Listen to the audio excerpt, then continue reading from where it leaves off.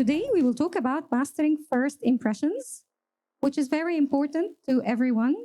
First impressions are important in not only in the job fair, in meetings, in classes, in interaction with your peers at the university. So my first question to you is, how quickly do first impressions form, you think? How quickly? 30 minutes. That's a long time. Surprisingly, as little as 3 to 20 seconds. This is how people, they look at you, they start forming impressions about. This is backed up by research. What we will talk about today is the science of first impressions, and there are books and sessions and courses about that. A lot of soft skills trainings cover that, and trainers. So I'm focused in my presentation about Vanessa Van Edwards, who is a scientist who created this massive amount of sessions about first impressions. And the purpose of her courses is to help you with a strategic plan how to actually make a lasting impact in any interaction, even in your personal relationships. And further, back to research, we're talking about two different studies in big universities in the US, as Cornell and Oregon. What they found is that actually, speaking of the job fair, interviewers judge their applicants and candidates within 20 seconds, often before they answer a single question. We will talk about that deeper in a few minutes. And actually, at Cornell, they discovered that sometimes it's even worse. People form an impression about you through your photograph. If they see your photograph, if they see you standing over there, which is a challenge. The first impression formula, simply to give you a roadmap to start off with, two things: confidence and engagement. Speaking of confidence, your body language, how you stand, how your posture is, even when you're seated, when you're talking, how you use your hand gestures, your handshake and everything. And engagement is your energy, the energy and the vibes you give to people around you, your eye contact.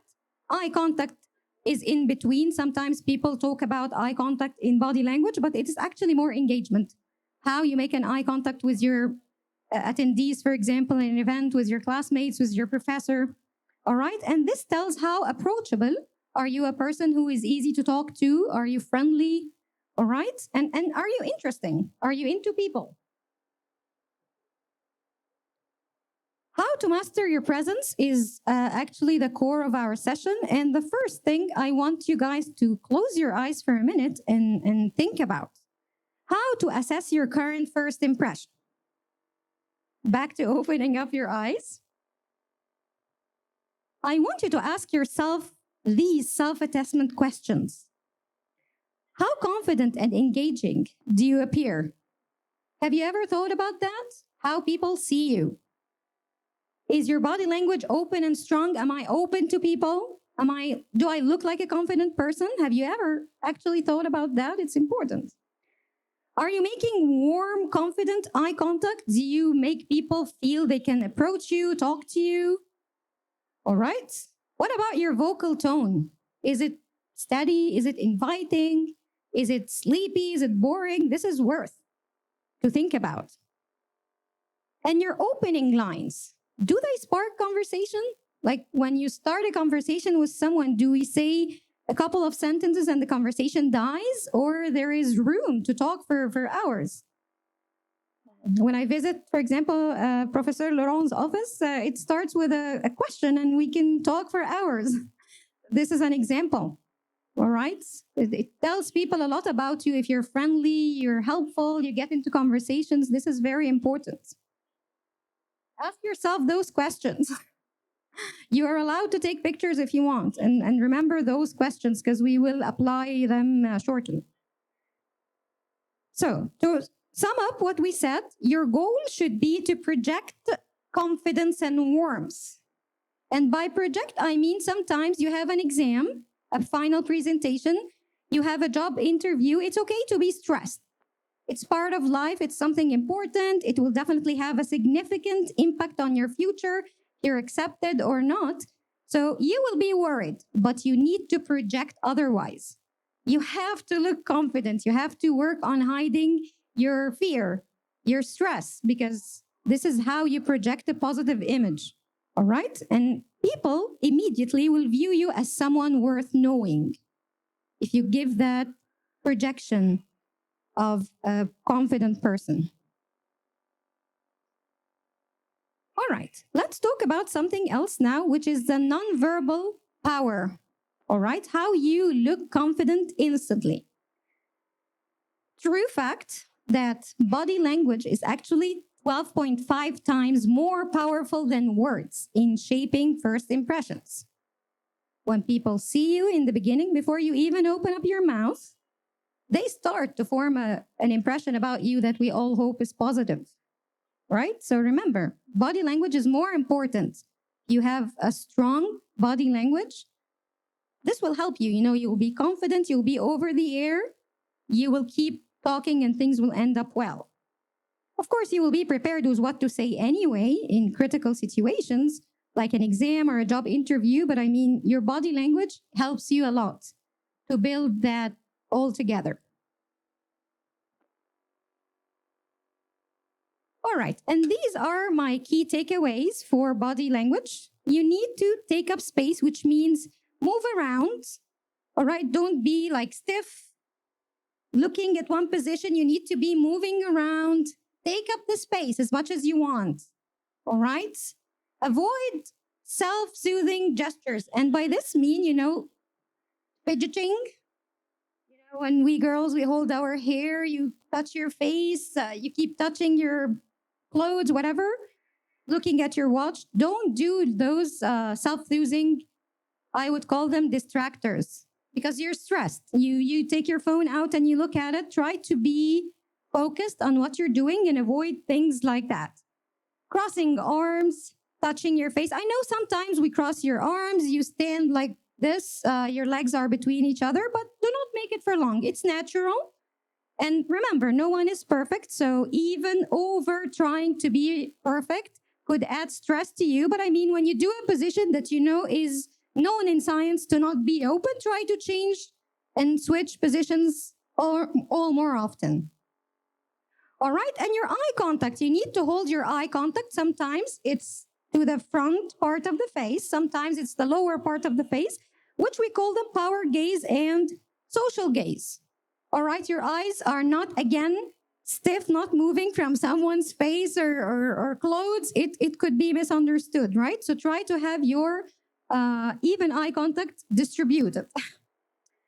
All right, and finally, use purposeful hand gestures. Sometimes using hands, if you have a clicker, if you have a pen, all those things, if used wisely. What I mean by a pen, do not keep clicking on the pen. This is fidgeting. Again, these are things you do because you're stressed.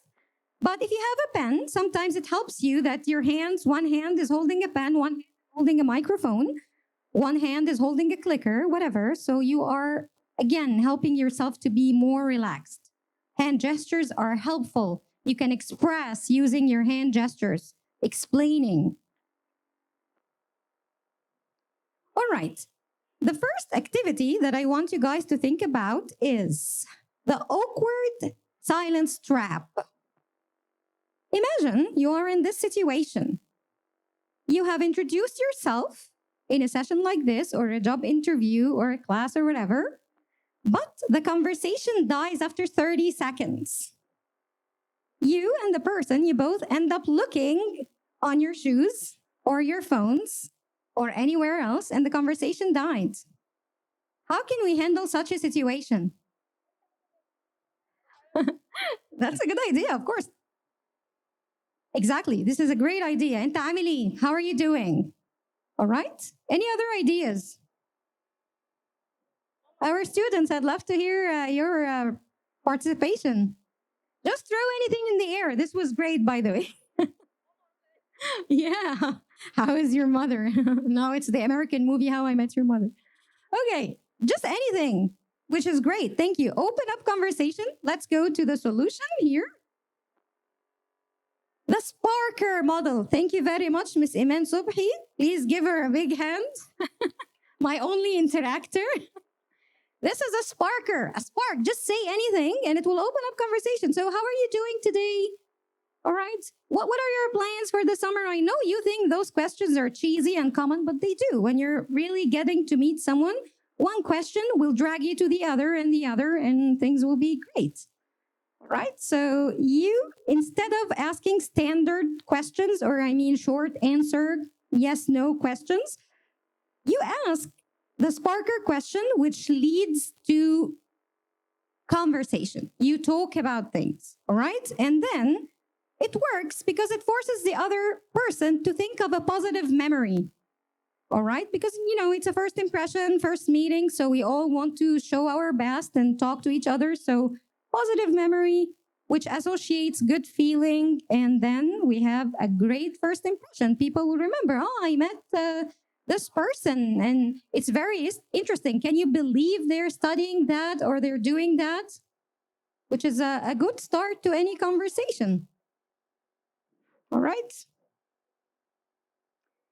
Actually, now we have a very real situation. I hope none of you encountered yet. I encountered it before, and sometimes you have an unplanned bad start. All right, you're walking on a stage like this and you trip over. All right, you lose one of your shoe pair. All right, you lose a pair of shoe. Your coffee spills on your shirt, whatever. All right, we could all, because we're human beings, right? If we are part of a movie, they will say cut and remake. But in real life, you get into situations that cannot be rewinded or deleted. You just have to continue. All right, so you tripped on the way in.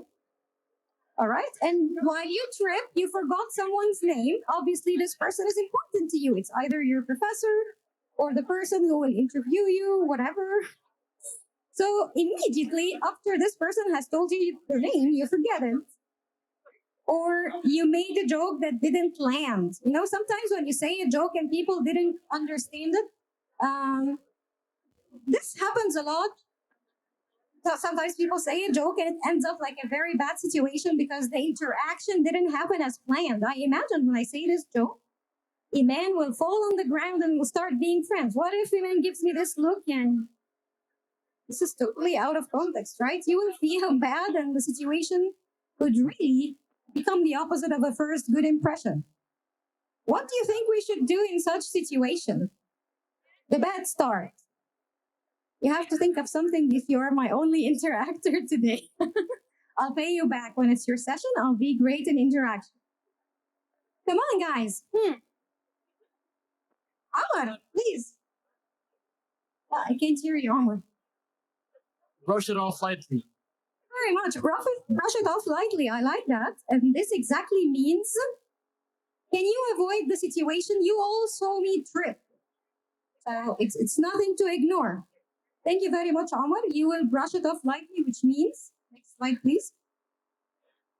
You will actually be real. You can even comment about it. Don't ignore it. A blunder means an embarrassing situation that wasn't planned to happen in an important event. So if you actually ignore it, people will feel it's awkward. Like, you guys, you saw me here. بعد الشر, I hope it doesn't happen, but you saw me trip off stage. You will tell me, "It's كويسة?" لا تمام. Look like my hair is messed up and my clothes are dirty and everything. You will not be تمام. We will not be able to proceed with the session with an awkward situation that I did not refer to it. Say a joke. Oh my God, Allah شاطر. I'm fine, I'm still alive, and keep going. But ignoring the situation is weird. It's not real, right? العالم كله شاف الكارثة ورا بعض on like the social media videos. So I could be smiling and say something that طبعا ideal. You don't have to be that ideal. I'm clearly so excited to be here that I've even forgotten how to walk in a straight line. This is an ideal answer. You don't have to be this ideal, but you could be, I trip, but it's okay. I'm still alive and things like that. Actually, the science perspective in this case tells you that highly competent people who make mistakes are more into real people, right? Because nobody's perfect. So a person who is real about things is more likable, actually, in business, because if you try to overreact and show this ideal figure, it's not real. So people still will feel more into being attracted to the person who is a real person.